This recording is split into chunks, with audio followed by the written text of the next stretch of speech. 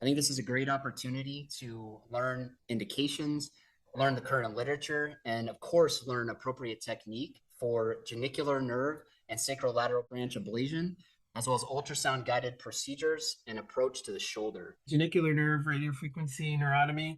That's new curriculum for us. We're also excited to have ultrasound incorporated into this curriculum with shoulder interventions complete with an anatomical prosection, and that's always great learning. What I'll be bringing with me to the course are some expertly dissected specimens of the shoulder and of the knee and of the lumbosacral region. And what I hope you walk away from this course with is a refresh and maybe a better understanding of those regions and the nerves that run through there, the joints and how they're innervated. And hopefully that will help you improve your practice and outcomes for patients.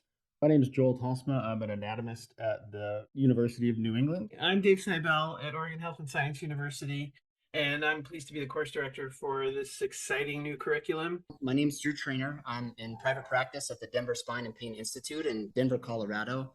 Can't wait to see you all there. I think this will be a highly valuable course. And I know I can speak on behalf of both myself and my excellent colleagues who will be instructing this course when I say, we're super excited to have you.